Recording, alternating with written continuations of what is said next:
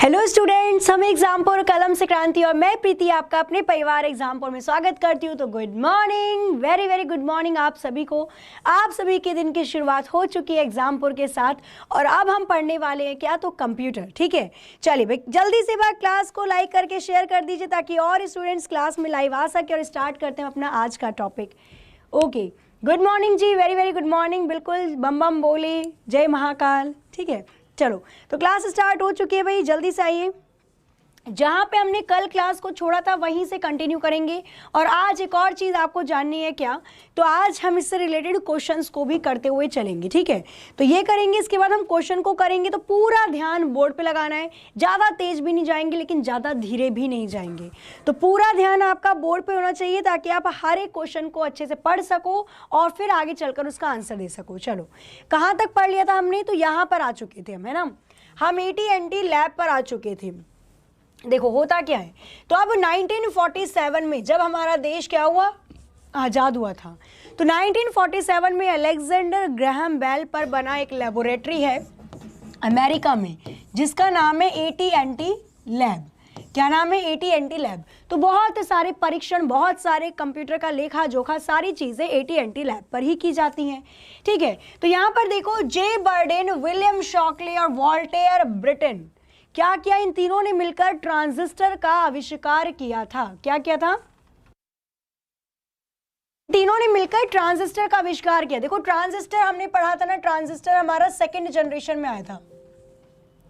Transistor हमारा कौन सी generation में आया था, तो सेकंड जनरेशन, कंप्यूटर की दूसरी पीढ़ी के अंदर आया था। और ट्रांजिस्टर को बनाने वाले व्यक्ति कौन थे, तो ट्रांजिस्टर को बनाने वाले व्यक्ति तीन थे। जे बर्डेन, बर्डन पड़ गया भाई काम का, शॉकले, शॉक लगा, और उसके बाद ब्रिटेन, बाद में उन्होंने ब्रिटेनिया वाला, किटकैट वाला या कोई भी ब्रिटेनिया वाला ब्रेड खाया या बिस्किट खाया, कैसे भी आप याद रख सकते हो। ठीक है, तो बर्डेन, शॉकले और ब्रिटेन, इन तीनों ने मिलकर ट्रांजिस्टर का निर्माण किया था AT&T बेल लैब में। ठीक है, और उसके बाद जैसा कि आपको पता ही है ट्रांजिस्टर का काम क्या होता है, तो विद्युत की प्रवाह को देखना।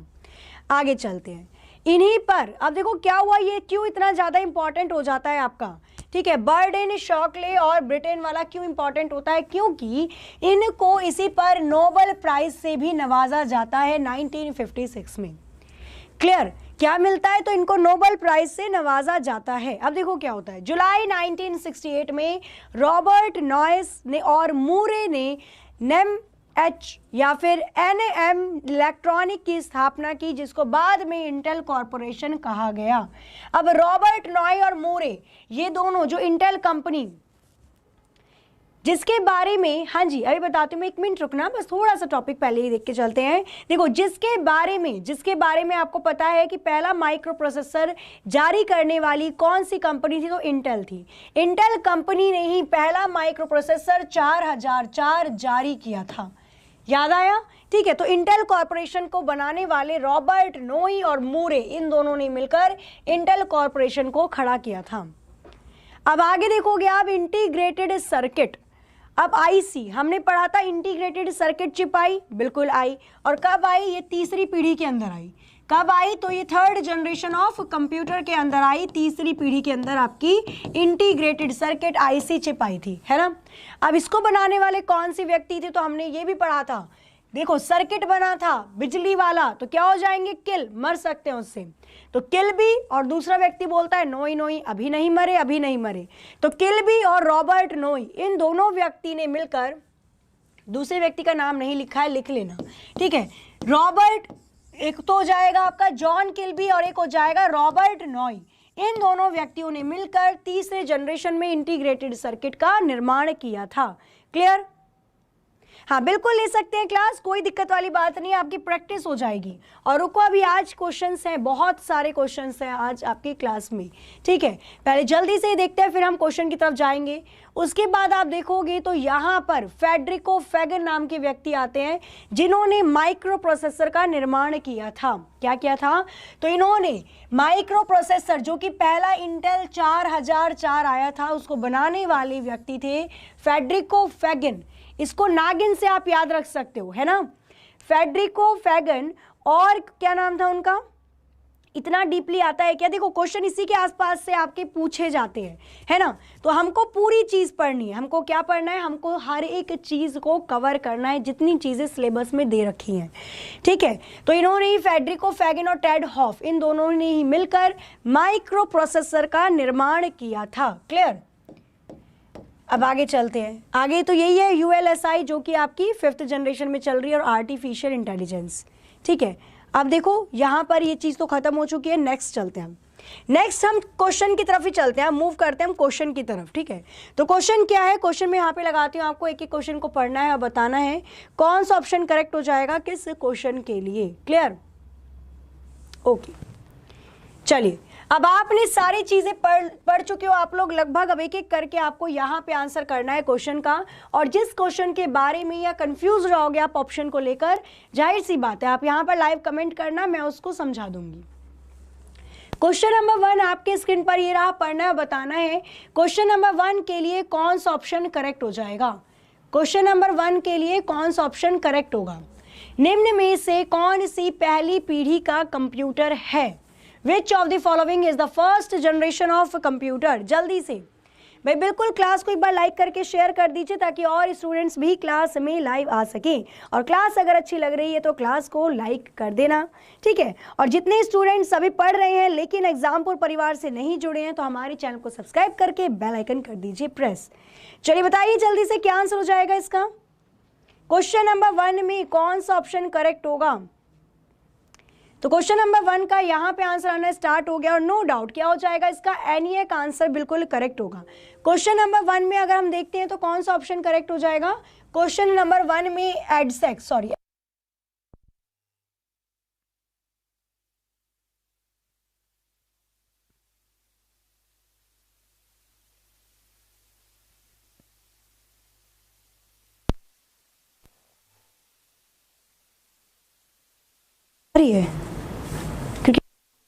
दिखा। चलो तो यहाँ पे देखो क्या होता है, एडसेक, इसका आंसर करेक्ट हो जाएगा ऑप्शन ए जो दे रखा है एडसेक। अब ये एडसेक था या यूनिवैक हम लोगों ने पढ़ा था, याद है ना, यूनिवैक प्रथम, या हम लोगों ने एनिएक पढ़ा था।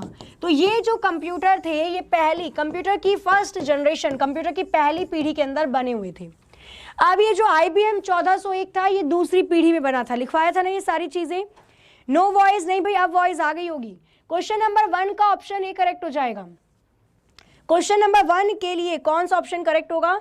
तो क्वेश्चन नंबर 1 का बिल्कुल सही, इसका ऑप्शन ए करेक्ट हो जाएगा। चलिए नेक्स्ट क्वेश्चन की तरफ मूव करते हैं। क्वेश्चन नंबर 2 आपके स्क्रीन पर ये रहा, और क्या दे रखा है? तो क्वेश्चन नंबर 2 में आपसे पूछा गया है the chip used in computer is made of, computer में प्रयुक्त चिप इनमें से किस धातु की बनी होती है? सिलिकॉन, आयरन ऑक्साइड, क्रोमियम, या फिर उपरोक्त में से कोई भी नहीं। क्वेश्चन नंबर 2 का कौन सा ऑप्शन करेक्ट हो जाएगा? जल्दी से बताना है। बिल्कुल सही है, सारे आपके पहले जनरेशन में थे। चलिए क्वेश्चन नंबर 2 आपके स्क्रीन पर लग चुका है, पढ़ना बताना है क्वेश्चन नंबर 2 का कौन सा ऑप्शन करेक्ट हो जाएगा। और यहाँ पे आंसर भी आना शुरू हो गया भाई, वेरी गुड।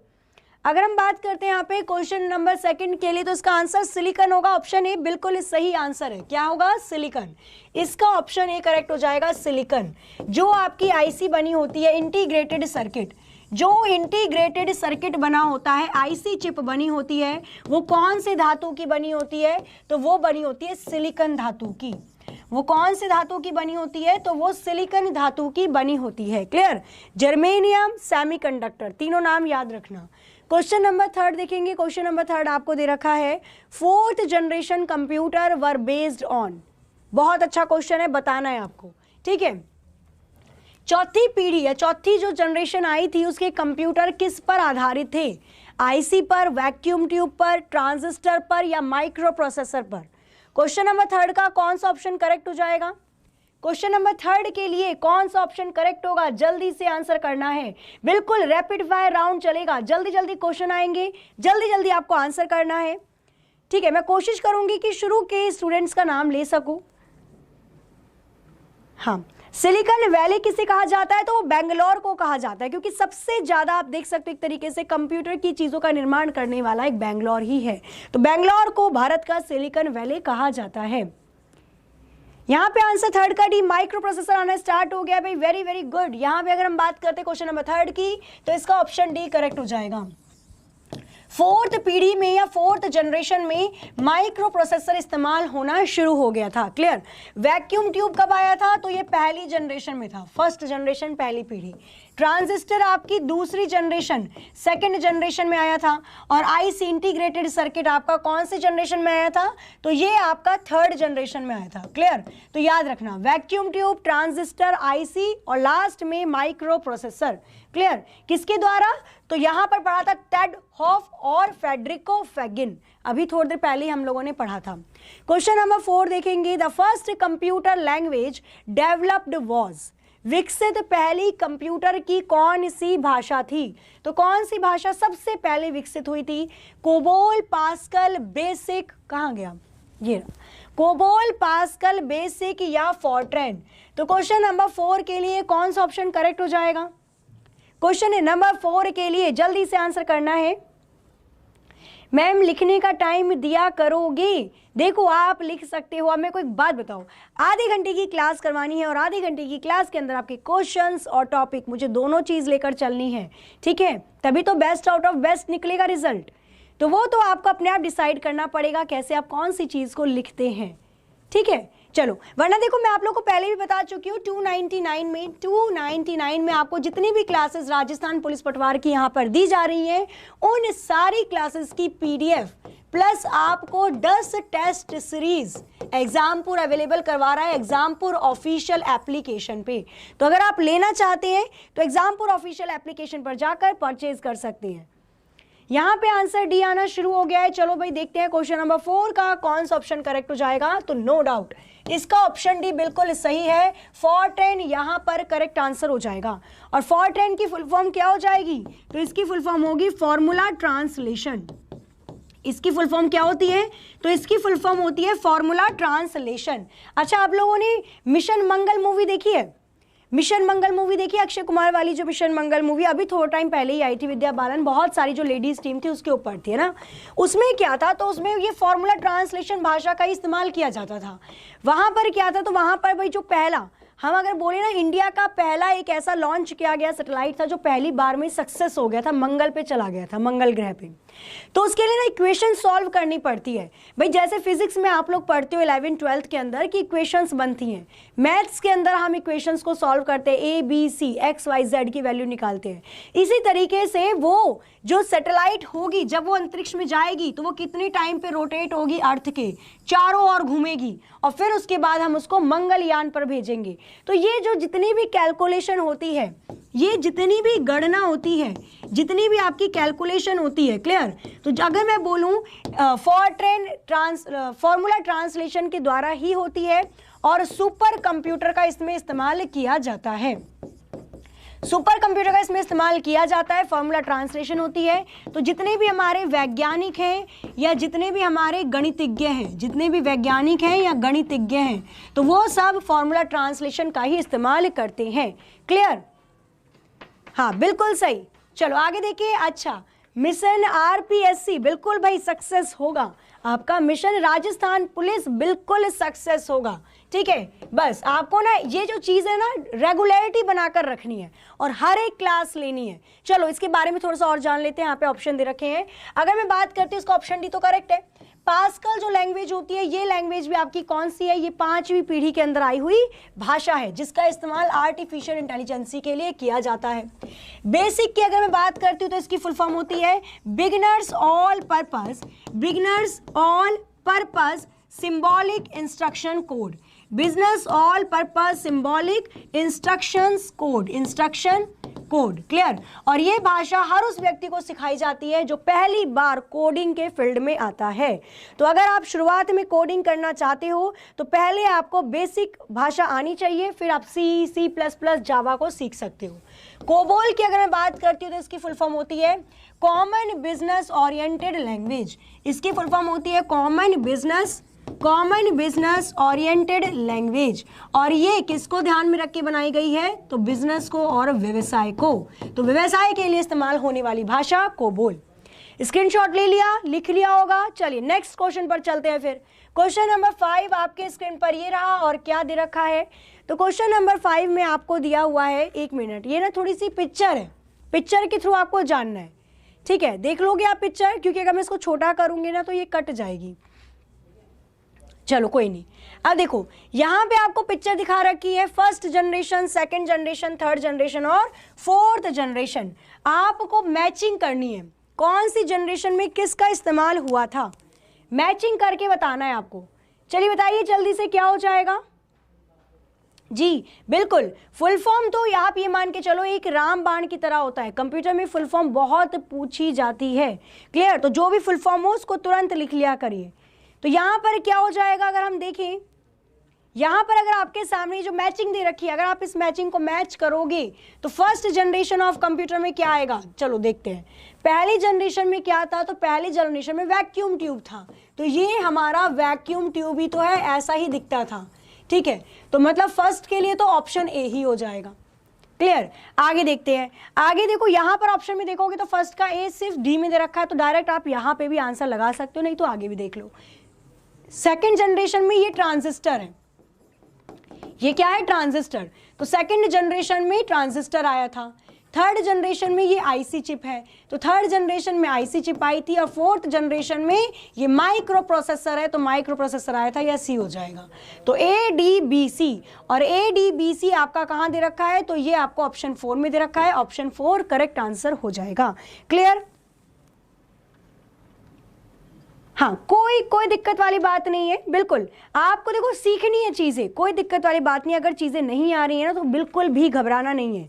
ऐसी कोई चीज़ नहीं है जो हम लोग नहीं सीख सकते, ठीक है। चलो, तो यहाँ पर याद रखना है आपको, बस ये नाम लिख देती मैं तो ज़्यादा ईजी हो जाता आप लोगों के लिए, बट कोई दिक्कत वाली बात नहीं है। समझ में आ गया ना। चलिए नेक्स्ट क्वेश्चन अब देखेंगे हम, क्वेश्चन नंबर 6। क्वेश्चन नंबर 6 आपको क्या दिया हुआ है, तो यहाँ पर बोला है क्वेश्चन नंबर 6 में, the computers developed during fourth generation of computer were smaller in size but yet were quite powerful. The main concept behind there computation power was. Question देखो आपको किस तरीके से अलग अलग भाषा में दिया जाएगा, है ना। क्वेश्चन आपको बहुत अलग अलग लैंग्वेज में बदल बदल के दिया जाएगा ताकि कंफ्यूजन हो। लेकिन हम एग्जामपुर वाले हैं, हमारा सपना क्या है, हमारा मिशन है RPSC, तो बिल्कुल आपका सपना पूरा हो जाएगा। वो कब होगा, जब आप अच्छे से अपने कंफ्यूजन को दूर करेंगे। तो चौथी पीढ़ी के कंप्यूटर के दौरान जो कंप्यूटर विकसित हुए वो इनमें से किसके कारण उनका आकार छोटा हो गया था। क्योंकि मैंने आपको बताया था कि पहले जो कंप्यूटर होते थे उनका आकार बड़ा होता था, एक रूम के जितने बड़े बड़े कंप्यूटर होते थे। लेकिन अगर मैं आपको बताती हूँ यहाँ पर कि जो चौथी जनरेशन के कंप्यूटर थे वो छोटे क्यों हुए, क्योंकि उसके अंदर माइक्रो प्रोसेसर का इस्तेमाल होना शुरू हो गया था। तो यहाँ पे ऑप्शन बी बिल्कुल करेक्ट हो जाएगा, माइक्रो प्रोसेसर। क्वेश्चन आपका ऐसे बदल बदल के लैंग्वेज में दिया जा सकता है, तो बी केयरफुल। चलिए आगे चलते हैं, नेक्स्ट क्वेश्चन देखेंगे, क्वेश्चन नंबर 7। क्वेश्चन नंबर 7 आपको क्या दे रखा है, कंप्यूटर पीढ़ी की पहचान करें। ओके, बहुत अच्छा दे रखा है यहाँ पे। चलो, आपको आइडेंटिफाई करनी है कंप्यूटर पीढ़ी की, कौन सी कंप्यूटर की पीढ़ी के अंदर ये सारी चीजें हैं।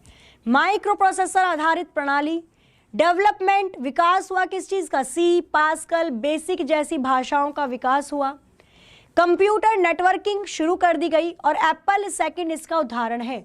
तो जो एप्पल वालों ने अपने पर्सनल कंप्यूटर बनाने शुरू किए थे, जो एप्पल वालों ने अपने पर्सनल कंप्यूटर बनाने शुरू किए थे, वो कौन सी जनरेशन में किए गए थे, VLSI का और ULSI का कौन सी पीढ़ी में इस्तेमाल किया गया था। ओके, देखो विकास जी, मैं यहाँ पे अगर आपको बताती हूँ तो VLSI इसका इस्तेमाल किया गया था आपका 4th जनरेशन में, और ULSI का इस्तेमाल किया गया था 5th जनरेशन में। VLSI मतलब very large scale integration circuit, और ULSI का मतलब ultra large scale integration circuit, clear. चलिए, तो यहाँ पे आंसर डी आना स्टार्ट हो गया है, चौथा आ रहा है, 5th आ रहा है, 4th आ रहा है, जो कि बिल्कुल सही है। तो जिन्होंने भी यहाँ पे ऑप्शन डी किया है 4th, उनका आंसर करेक्ट हो जाएगा। और अगर आपने थ्योरी बहुत अच्छे से पढ़ी है तो कोई भी मिस्टेक, है ना, गलती से मिस्टेक होने की भी गुंजाइश नहीं है। क्वेश्चन नंबर 8 देखेंगे। क्वेश्चन नंबर 8 आपके स्क्रीन पर ये रहा, पढ़ना है, बताना है। क्वेश्चन नंबर 8 का कौन सा ऑप्शन करेक्ट हो जाएगा। देखो सारे ऑप्शन आपको दिख रहे हैं, अब ये नहीं बोल सकते कि मैम चौथा ऑप्शन नहीं दिख रहा था, ठीक है। चलिए जल्दी से बताना है यहाँ पे कौन सा ऑप्शन करेक्ट हो जाएगा भाई। अगर हम बात करते हैं क्वेश्चन नंबर 8 की, यहाँ पर सेम मैचिंग दे रखी है। लेडी एडा लवलेस अगस्ता कौन थी इसमें से? ब्रिटिशर मैथमेटिशियंस थी, फादर ऑफ कंप्यूटर जिनको बोला जाता है। मैकेनिकल कैलकुलेटर थी, पहली लेडी प्रोग्रामर थी, या स्टोर्ड प्रोग्राम को सजेस्ट करने वाली थी? तो बताना है चार्ल्स बेबेज का ही, ऐसे ही जॉन वॉन न्यूमन और गॉटफ्राइड विलियम लेबनीज। तो कौन सा ऑप्शन करेक्ट हो जाएगा किसके लिए? एक बार जल्दी जल्दी से आंसर करके बताइए। क्वेश्चन नंबर 8 का कौन सा ऑप्शन करेक्ट हो जाएगा? हिंदी में नहीं है क्या? अरे हिंदी में, अच्छा ओके ओके समझ गए मैं। हिंदी में ये वाला क्वेश्चन नहीं है, ये इंग्लिश में दे रखा है, बट कोई बात नहीं, मैं हिंदी में लिख देती हूँ। इस वाले क्वेश्चन की इंग्लिश ही है, इस वाले क्वेश्चन की हिंदी नहीं है, मैं लिख देती हूँ। इसका मतलब है कंप्यूटर के पितामह। ये जो ऑप्शन ए दे रखा है इसका मतलब है कंप्यूटर के पितामह, ठीक है, पितामह कहे जाते हैं। ये हो जाएगा आपका मैकेनिकल कैलकुलेटर। क्या हो जाएगा? Mechanical calculator. क्लियर? उसके बाद आप देखोगे तो ये हो जाएगा पहली लेडी, मतलब बोल सकते हो पहली महिला प्रोग्रामर, पहली महिला प्रोग्रामर। और लास्ट वाले की अगर मैं बात करती हूँ तो ये आप लिख सकते हो स्टोर्ड, संग्रहित करके रखने वाला प्रोग्राम। आप बताइए क्वेश्चन नंबर 8 का क्या हो जाएगा? तो यहाँ पे आंसर सी आना स्टार्ट हो गया है। ओके, डी भी आ रहा है। कोशिश करने वालों की हार नहीं होती भाई, ऐसे नहीं लिखना कि मैम नहीं होगा। कोशिश तो करो, कोशिश करो, कोई नहीं, गलत करोगे बट फिर वो कॉन्फिडेंस आ जाएगा आगे करने के लिए, सही करना सीख जाओगे। देखो लेडी लवलेस अगस्ता कौन थी? ये फर्स्ट लेडी थी, तो यहाँ पहले का तो सी होगा।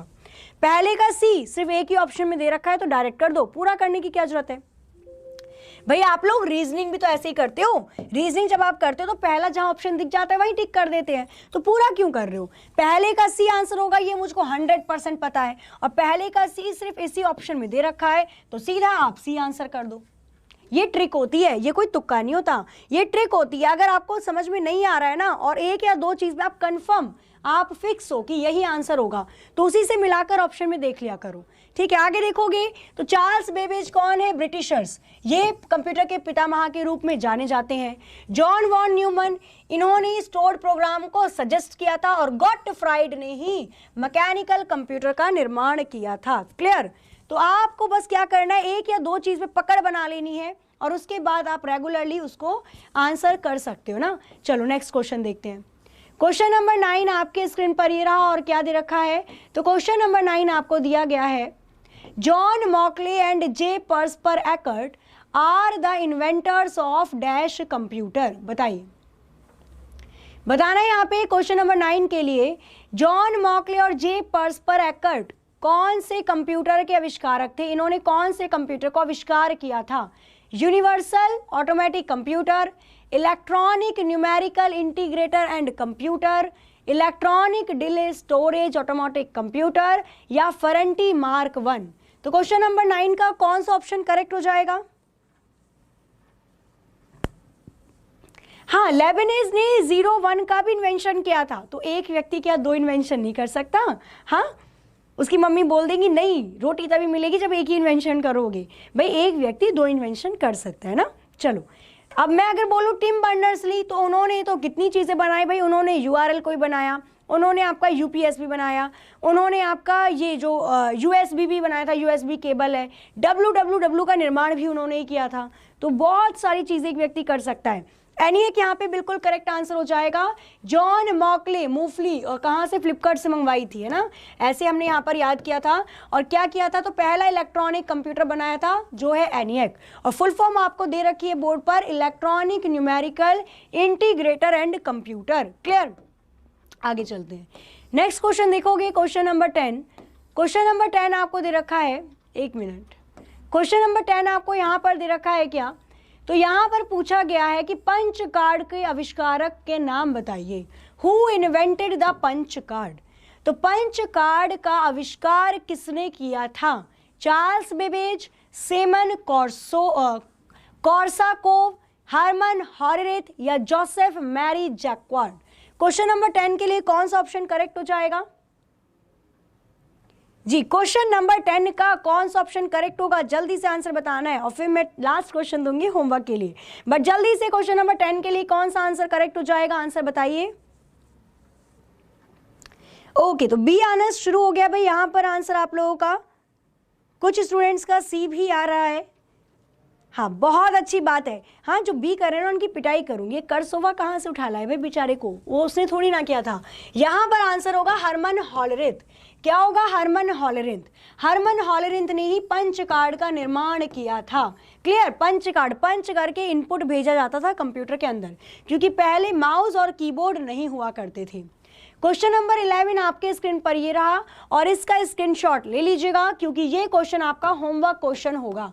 और जैसा कि आप में से बहुत प्यारे प्यारे बच्चे बहुत अच्छे से होमवर्क करते हैं, तो होमवर्क सब करिए, ठीक है। चलो, अब बाकी क्लास कैसी लगी, क्लास अच्छी लगी हो तो भाई जाते जाते क्लास को लाइक कर देना दिल से, क्लास को शेयर कर देना। और आप में से जितने भी स्टूडेंट ने क्लास को अभी तक मतलब चैनल को सब्सक्राइब नहीं किया, चैनल को सब्सक्राइब कर लीजिए, बेल आइकन प्रेस कर दीजिए। क्लास कैसी लगी फीडबैक जरूर देना।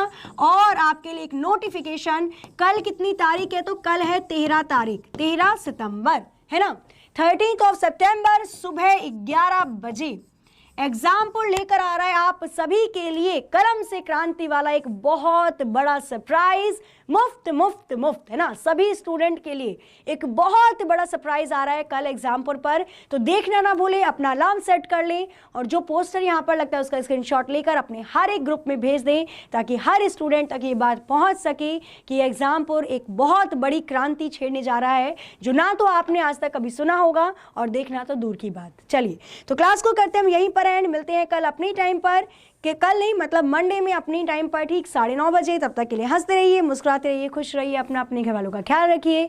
जय हिंद, जय भारत।